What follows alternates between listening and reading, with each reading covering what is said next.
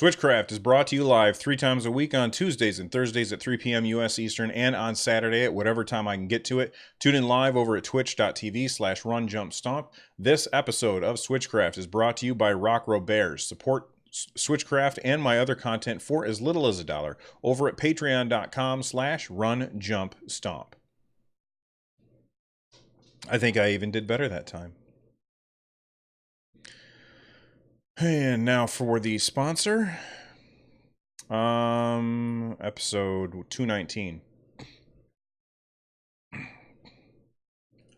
Episode 219 of Switchcraft is brought to you by Audible. Get a free book and directly support the show by checking out Audible. They have thousands of books from every genre. You're definitely going to find something that you like.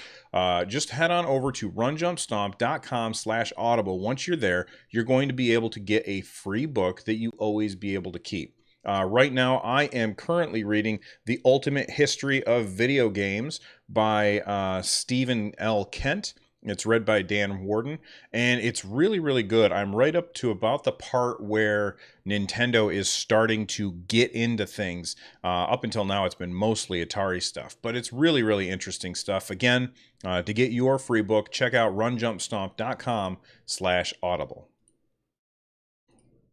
There you go. We got that done. All right, time to start the actual show.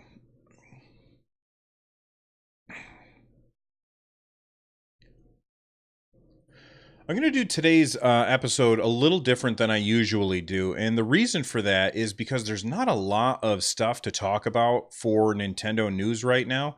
I expect that we're probably going to be getting a Nintendo Direct sometime this month. I don't know when, but there's not a lot to talk about. So what I decided to do is I'm going to take the news, throw it in at the end, and I'm going to respond to a couple of questions that I got from people. The first one, and actually before I read all these questions, I want to remind everybody all of the ways that you can get a hold of me. There's a whole bunch of different ways. You can email me, runjumpstomp@gmail.com. You can call and leave a voicemail at 260-RUN-JUMP. That's 260-786-5867. You leave a voicemail there, and I'll play it on the show as long as it's short and, clean.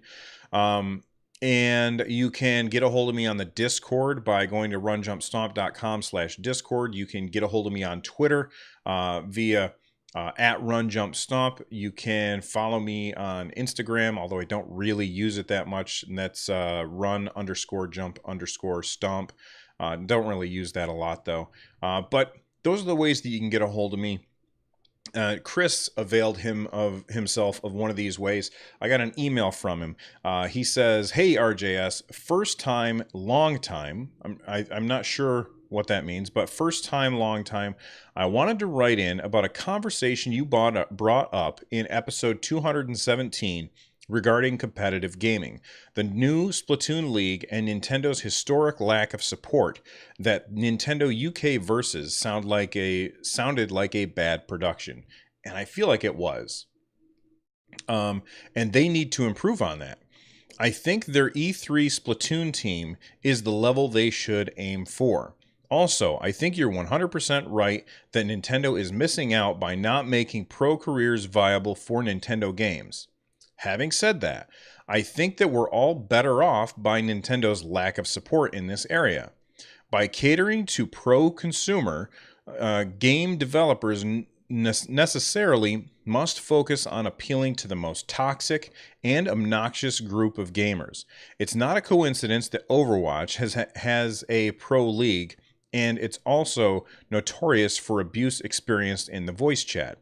It's also not a coincidence that the gender balance is way worse for Overwatch than for Splatoon. In conclusion, I hope that Nintendo continues to focus on gamers who play their games for fun rather than their livelihoods. Streamers like Ninja bring a lot of attention to games, but they already have a million other options to choose from. They also come with a huge amount of baggage that I'm more than happy to avoid. Then they follow up with sports ball, I'm going to hang up and listen, Chris, also known as Aggro Krog in the Discord where they mostly lurk. Okay, so let me talk about this for a second.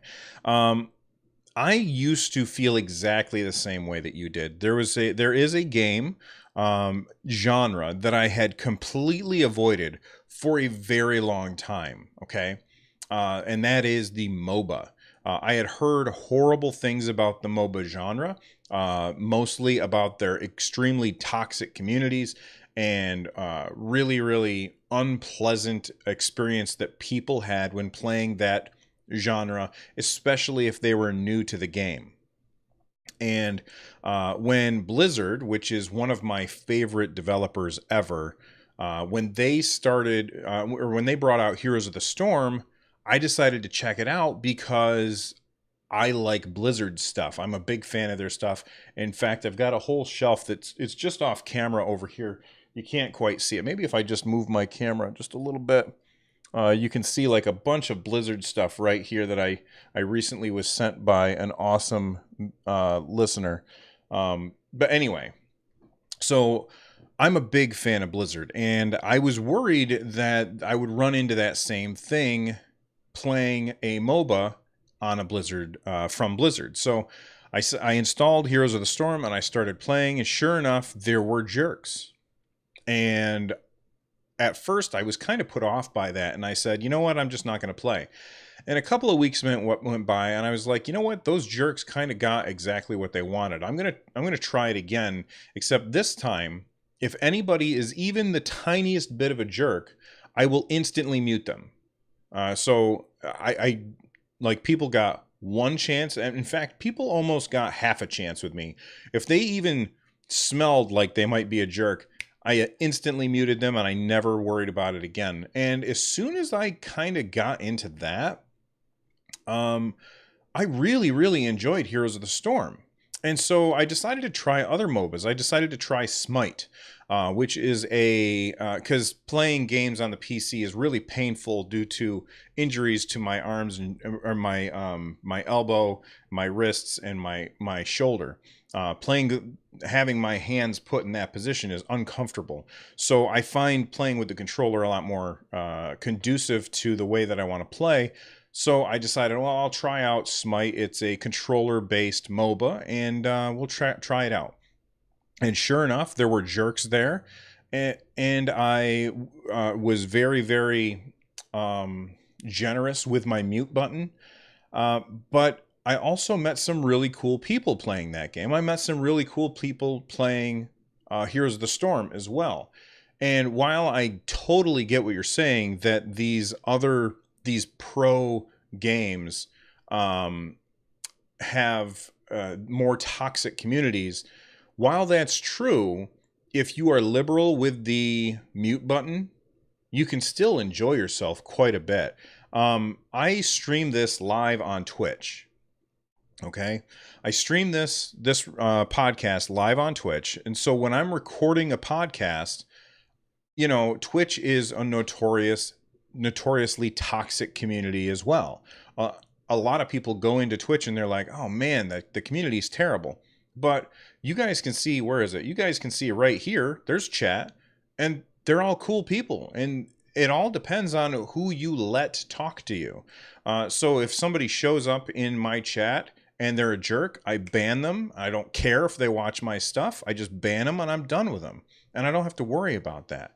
And so while I understand that you kind of like the way that Nintendo does it because it keeps the riffraff out, it keeps the jerks away, it keeps the toxic people at bay, I don't feel like that's necessarily a good thing, because it's really, really easy to just mute somebody.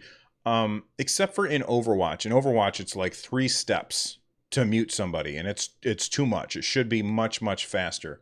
You can mute somebody in Fortnite really, really quickly using just, I think it's 2 button presses. Bam, bam, they're muted, and you're done. I think that that's really good, and I think giving me the option to play these games, how do I want to put it? I don't know where I was going to go right there, so sorry about that. But overall, I think that Nintendo, and I know that you agree, that Nintendo is leaving a lot on the table by not embracing esports, I think that as a business decision, they're really missing the mark there. And as far as a consumer style decision, I think even if they did embrace esports, you would still be able to find the same communities like this one that you already have. So that's just how I feel about it. But thank you so much for emailing me. I also got a question via Twitter from @randomgamerguy or random_gamerguy, and there's a link to stuff on the show notes. It says, "Hey there, buddy. Awesome show, by the way." Well, thank you. They said, "I do have a question for you, but I'm not sure it's a show-worthy discussion." Almost everything's a show-worthy discussion. So then they said, "Do game developers prefer you buy their games physically or digitally? Or do they not care either way? If I were a developer, I would feel more proud of my creation if there was more physical copies in the world than digital copies. This is just my opinion, though. Thanks for reading. Keep up the great shows. Okay. Keep up the great shows. Thank you, Random Gamer Guy. Again, that's just @RunJumpStomp on Twitter if you want to get a hold of me there. So I have an example that I sent back to them, and I want to talk about that example. I have a podcast. My podcast is digital. You can't get my podcast in physical form. I don't put it on USB keys and mail it to people. If somebody downloads my podcast, I am ecstatic. I'm very, very happy. That being said, there is physical stuff that you can get for Nintendo Switchcraft. I sell t-shirts. You can find a link in the show notes, or you can just go to runjumpstomp.com/thank-you and you find a link there. I sell t-shirts with the podcast artwork on the shirt. I think I made a Fortnite shirt, and I made one that just says NX, which is what with the code name for the... Actually, no, I'm not wearing it today. Which is... what the code name was for the Nintendo Switch before it came out. So I've got a couple of shirts over at this, and anytime that somebody buys one of those shirts, I am always just floored. I am almost speechless at that point, because I'm like, there's this thing that I made out in the world, and somebody likes my stuff enough that they decided that they wanted to have a physical representation of the podcast. And that is really cool to me. It's really cool. But what I want more than anything is just for people to enjoy the show. And I feel like game developers would feel the same way.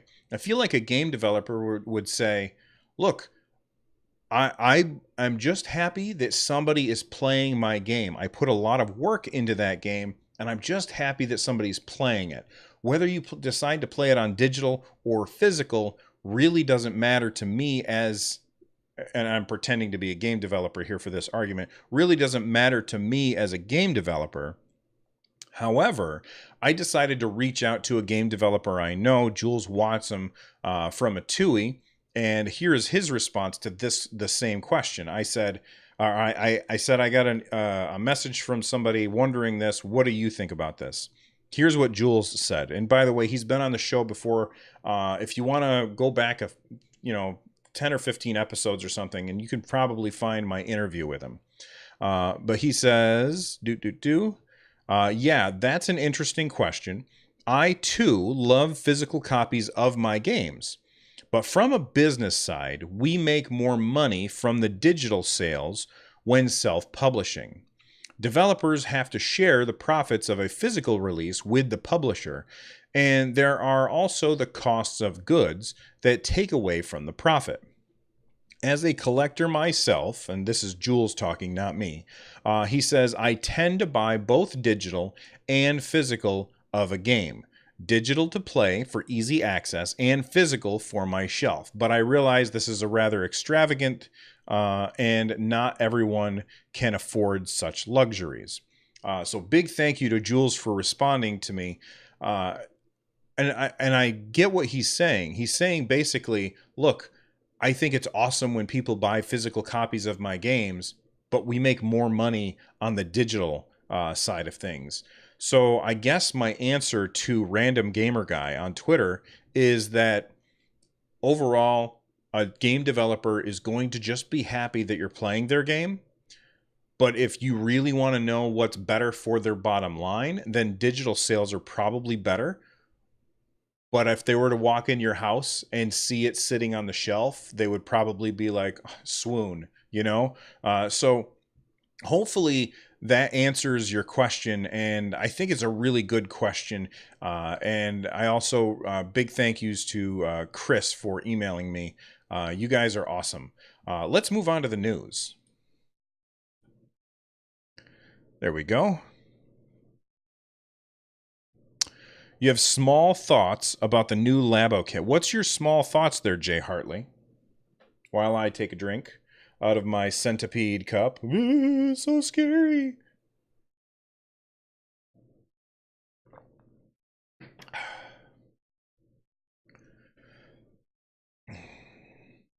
Hey, Ekacoin, I haven't seen you in ages. Ekacoin bought a, I think it was a dock sock from my wife, and they live like over in like Eastern Europe or something, and they had to pay like a bunch of money for customs that we didn't know about because they were like one of the first people to order from it, and I felt really, really bad about that. Two dock socks. That's right. Two dock socks from Sweden. That's probably offensive what I just did there, isn't it? Of course I remember. J Hartley 17. I just bought the variety kit. My daughter lost interest mid motorcycle build. Yeah, that's one of the reasons I'm not. I like my son keeps asking for Labo, and I keep saying nope, not going to happen because I know that he's going to lose interest, and then it'll just be a pile of cardboard that I have to hold on to just in case. You know what? This feels like something good to talk about. So let me actually record this. All right. Okay. So I was getting ready. Oh, shoot. Hold on. Stop. What just happened? Delete. Why did that happen? That was weird. All right. So I was just going. I just started with so again. I got to stop that. Okay. I got to stop starting with so. I was just about to start talking about the news, which there really isn't much of, and J Hartley 17 in chat asked a really, really good question. They asked, or they didn't ask a question, or more that they had a statement. They said, "I bought a variety kit, and my daughter lost interest mid motorcycle build," and they're talking about Nintendo Labo. And like that is exactly the thing that I'm nervous about. Like my son has asked multiple times because he really wants the robot kit. And he's asked multiple times, are we going to be getting Nintendo Labo? And I keep saying, I'm not sure, pal. Or I don't definitively say no, but I lean on the side of no, and we still don't have it. And the reason why is because I know what's going to happen.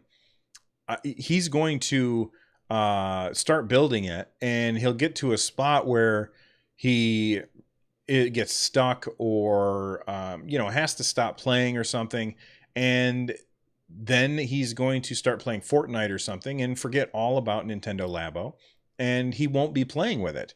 And not only will he not be playing with it, which would be annoying, but I can put up with the idea of him playing a game for a little bit and then losing interest. I do the same thing sometimes. But now we have a stack of cardboard that is taking up room in the house. And I don't like that idea. I'm very much against that idea. I don't want the cardboard in my house. And having unfinished piles of cardboard all over the place, that seems a little irritating to me. So that's kind of why I have stayed away from Labo. And I think that even though Nintendo said that Labo has met expectations and they didn't expect it to sell like crazy at the beginning and it would be more of a steady trend over time, I think that that's probably another reason why Labo isn't selling as well as maybe Nintendo really hopes, even though they said that it met expectations. I don't think it really did, because every time I go to the store, it's just sitting there on the shelf. I've never met somebody in real life who has played with Labo. The only people who I have ever spoken to who have used Nintendo Labo are people who listen to Nintendo podcasts or make Nintendo podcasts. And those are the kind of people who are going to, like, they're not the normal people. Like, we are not the normal people. Most people are going to look at that and they'll say, I don't want all that crap in my house. And say, no way, kid, we're not doing it.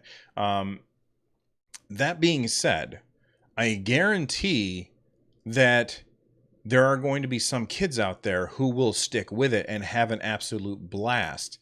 I just think that for the most part, I don't see that happening at my house. I could be wrong about that, but who knows? Jay Hartley went on to say, I finished it. Okay, so they were talking about the variety kit. They finished the variety kit, and the bike. They finished the bike, and they still have the piano top, the piano 2 build. But after I saw her enjoy the bike so much with Mario Kart, I'm going to get the vehicle one. So Jay Hartley has it seems like what's happened to you is that you have not learned from your own mistakes, and now you're just building it for her.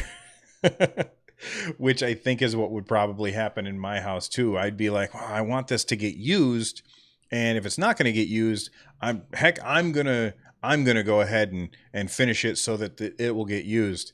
Sounds like a good dad. Anyway, thanks for giving me a discussion point here on a day when we've got slow news. But I'm curious as to those of you who did not pick up Labo. I'm very curious as to what your reason is. Why did you pick up Labo, or why did you not pick up Labo? In fact, what I think we're going to do after I stop recording is I'm going to make a Twitter poll, and I'm going to ask exactly that question. So if you follow me on Twitter at RunJumpStomp, you can respond to that poll. I'll have it go until Saturday so that I can talk about it on the next episode. And we will do that right now.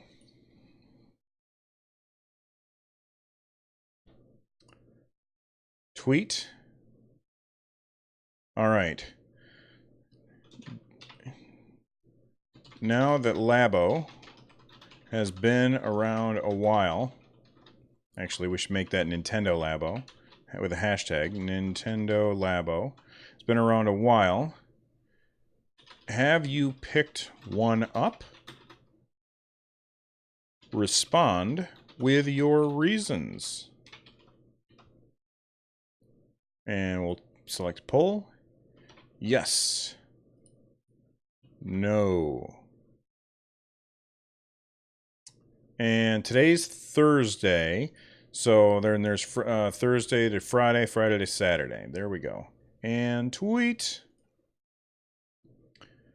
And now I will drop that tweet. Actually, there you go. There's the tweet right there. You guys can vote on the tweet. Let's go back to this screen. You guys can respond to the tweet right there. Let me bring Reaper back up, and let's finish up with the news. Like I said earlier, there's not a lot of news today, so I'm going to kind of take all of the news and just kind of compress them together into one segment. First off, we've got some news about South Park, the Fractured But Whole. They are bringing the DLC to the Nintendo Switch. It is now available. This comes via Nintendo Life, and it is called the Bring the Crunch DLC, available on the Nintendo Switch now. And this one features, let's see, where did it go? The fate of summer camp in jeopardy. Fast Pass sends out a Kunstagram distress signal, and you'll be teaming up with Fast Pass, Dr. Tim, Professor Chaos, and the newest member of Coon and Friends, Mint Berry Crunch, to save the day. I don't know what any of that means, but I know that a lot of people are big fans of the South Park games. I have the Stick of Truth on Steam. I really didn't play it very much, which I don't feel bad about because it only cost me, I think it was $2 or something. It was on a Steam sale or something, or maybe it was Good Old Games, or not Good Old Games. What's the other one that always has Green Man Gaming, I think? I can't remember. It doesn't matter. I got it real cheap, and Humble Bundle. That's what I was thinking of. But if you are a fan of South Park, it looks like you got DLC on already here, and you can check it out. This was a really interesting thread that I read. I think it was posted by Kodiak Moonwolf in our Discord. Let me just go and look real quick and see who this was. Yes, it was Wyvern Ripsnarl posted this. It's basically Sakurai wrote a little bit about his thoughts on why a lot of people say that they went overboard with Smash Brothers Ultimate E3 reveal. And I'm not going to read the whole thing to you because you should click on the link in the show notes and go check it out. But there is this this one paragraph that stood out to me. He said, in Smash Brothers Ultimate's case, the number of game elements directly correlated to the amount of information we had to share. A lot of work went into the game, so of course there was a mountain of things I liked to have shared. But in the end, I needed to be straightforward and trim off all the unnecessary tidbits. I'm going to stop there for a second. I don't think that he trimmed off all the unnecessary tidbits, but that's okay. Let's keep going. He says, in reality, the number of hours that went into each individual fighter is immeasurable, so there's a level of attachment to all of them. Even so, each character's introduction was but a few seconds. To that end, I considered what might be interesting to the viewer and balance things out. All right, so I just want to talk about this for a second because I have criticized Nintendo for their E3 presentation that they took, what's the word I'm looking for? They took like 15 or 30 games or something and squished them into 10 minutes and then spent like 20 minutes talking about Smash Brothers, which I thought was overkill. I really don't think that they needed to do all that. That was way too much. And they went into too much detail on that. And because of that, I felt like almost everybody looked at that presentation and said, well, Nintendo only has one game coming this year, because they forgot about all that stuff at the beginning. I think that they should have expanded all that other stuff and talked less about Smash Brothers. Now, in regards to what he says here, needed to be straightforward and trim off unnecessary tidbits. I think that what Nintendo could have gotten away with is 5 minutes max on Smash Brothers. Show off what the game looks like. Show off that cool slow motion stuff when you hit somebody. Show off the smoke coming off someone when you hit somebody. And then say, and every single person is back from every previous game. And then just say, and that's why we call it Smash Brothers Ultimate. We'll talk more about this in Treehouse. I think that would have been a better approach to E3. And I think it would have allowed Nintendo to kind of show off all of those other games that they talked about in that first 10 minutes of their presentation. I think that was a mistake. And even though Sakurai's saying, look, we trimmed some stuff, I think that they could have trimmed a lot more. Finally, we've got one more news story, and that is Dark Souls Remastered is supposed to be coming to Nintendo Switch in October. We don't really know this for sure. This is just a rumor. This is according to an email sent via Amazon Italy, and this is on gamestime.us. Let me switch over the screen. It says right here here's the email. It's in Italian, obviously, but right there it says Dark Souls Remastered, Nintendo Switch, something, and then it says October 1st, 2018. All right, so obviously that is not summer, that is in fall, and it's not a big deal because summer ends on June 21st, and because summer ends on June 21st, they're only missing it by a little bit. But again, this is not a definitive answer. We don't know for sure when the game's coming out. This is just a rumor. That could just be placeholder information that was put there by Amazon. So we really don't know. Anyway, before we get out of here, there's a video that I want you guys to check out, if you don't mind. It is the Nerd Nest, which is what we call this room. It's what we call our Discord. It's the Nerd Nest. And this is the Nerd Nest Mario Tennis Aces tournament. Took a while, but it's done. The ultimate winner was Mikey B Playing, or as everyone started calling him in the Discord, Mikey B Slaying, because he was just kicking everybody's tail that he played against. And he was the ultimate winner. And I took footage from everybody's matches that were able to send me footage, and I edited it all together and threw it into like a quick 5-minute video. So if you follow the link in the show notes, it'll take you to my YouTube page, which is youtube.com/runjumpstomp. You can find that right over there and watch the video. And it was really fun to see all of these very, very cool matchups within the community. I think people had a lot of fun with it. And we're going to have another tournament soon. I'm not sure what game it's going to be. I'm trying to narrow it down right now. I've been thinking about it all morning. But stay tuned, and we will talk about that soon. That being said, it is time to wrap up the show. So before we go anywhere, I need to bring up the music for today's episode. You heard music at the very beginning, and you're going to hear music here at the end. The music for today's episode is, let's see, where was it? It was Thunder Launcher featuring T. Lopez by Tony Lays off the Thiel album. And you can find a link to Tony's music over at runjumpstomp.com/music. Now that I got that out of the way, last thing, if you want to watch the full show, you can either come and watch live over at twitch.tv/runjumpstomp, or you can watch the videos after the fact on my YouTube page, which I already mentioned before. Finally, if you are looking to support my content, you can do so by heading on over to runjumpstomp.com/thank you. Big thanks go out to everyone who's already done so. You guys are awesome. And finally, speaking of awesome people, we've got people in chat to thank. All of the people that hang out with me for the live show.